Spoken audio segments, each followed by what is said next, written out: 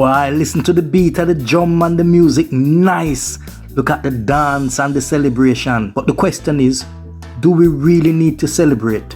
Is this a tradition that we should continue to keep? You know what? I'm gonna jet into that story now, you know.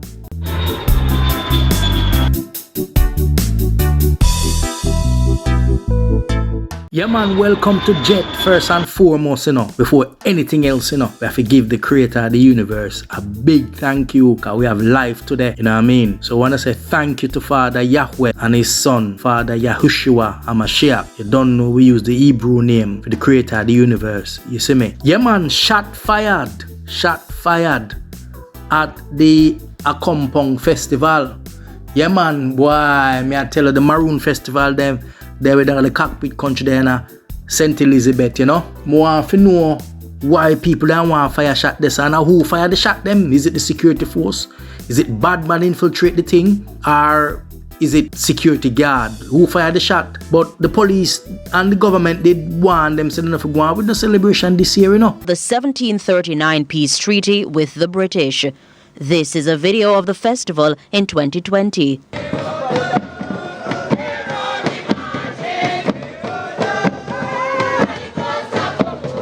But with the existence of the COVID-19 pandemic, the Maroons will have to take a different approach. This year, you can join the Maroons, celebrate live, online for the first time. The St. Elizabeth police are, however, warning citizens not to attend the event, as a gathering with more than 10 people would be a breach of the Disaster Risk Management Act. The police are also calling on the organizers of the event to comply with the instructions given by the Ministry of Health and Wellness and to cancel the planned event.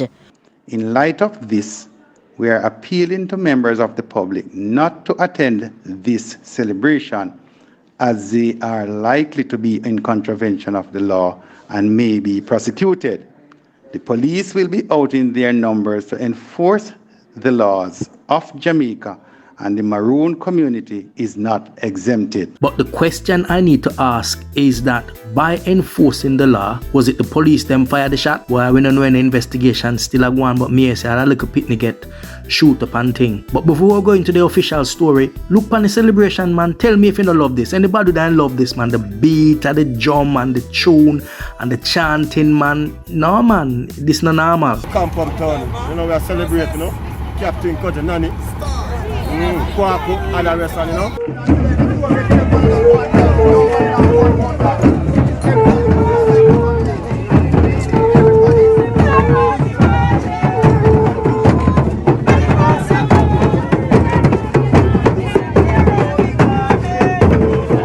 Today is the Maroon celebration, which we celebrated the old ancestors about 3 miles from here.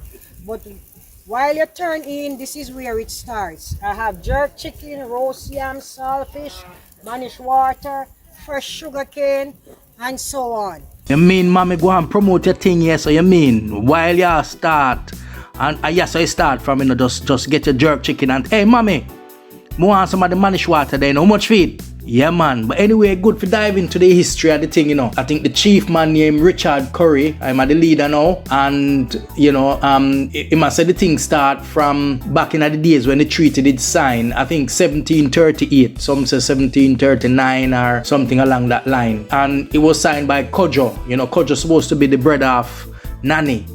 So may I say, and then get the cockpit country area, and this are the Accompong town. You know, I know a lot about black history, and you find say it was the Moors then used to be up there, and then the Moors tying with the Tainos, the Tinies or Tainos, African then come together and then just form what we call the Maroon, and then it's a regular celebration and thing. So here a little bit more about the history.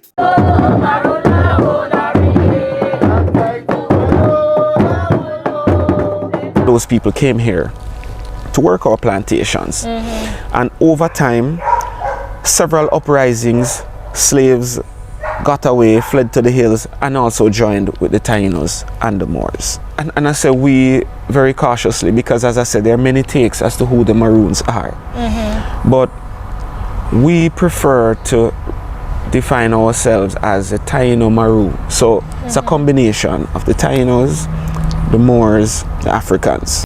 But the question we need to ask ourselves is that this is a celebration of the ancestor and, you know, what they do for the people and the country and stuff like that. Yeah, some people worship ancestry, and from the Christian perspective, some people say you shouldn't worship ancestry, or you shouldn't contact your ancestor because ancestor pass on a spiritual being, and some might say demon and all of them look at things and them think they're wrong. So me that like for you to take upon this and what you think about this ancestry connection and all of them things there, you know. But me know say the ancestry thing start from in Africa, and religion of the world itself start from in Africa, because if civilization starts in Africa, and we have proof that civilization start in Africa, then if ancestry worship or ancestry connection start in Africa, then all religion flow from there. So me don't like for you what you say about that part, yeah. Yeah, man, so it is quite clear that ancestry worship or ancestry connection, people may be misguided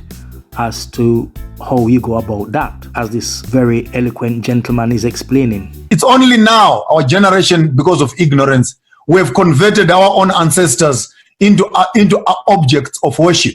Initially, this was intended to connect you to where you are coming from. You are son of, born of, so and so who is son of, so and so who is son of. That language on its own, it is colonial language. For we have never worshipped ancestors as Africans.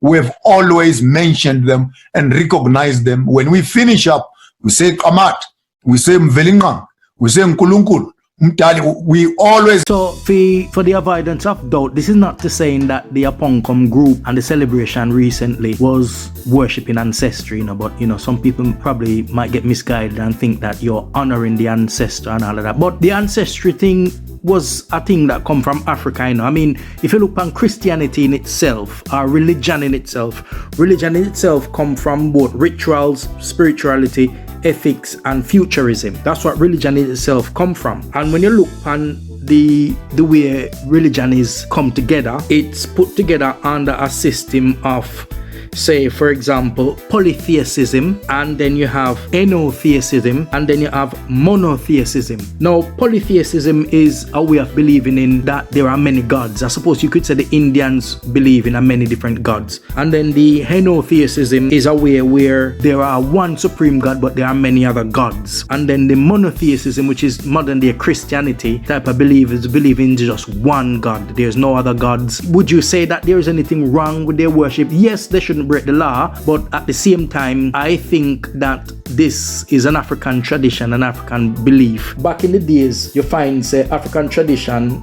you know, religious had Godhead. They make contact with their ancestry, or people who they deify, people who dead will do things good in the community and stuff like that, and deify them.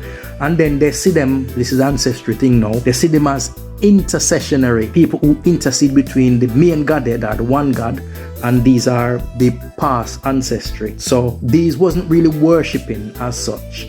This was just their interceding and stuff like that. Like the Accompong shouldn't be anything different than what they used to worship back in the days. But nobody shouldn't fire a shot there.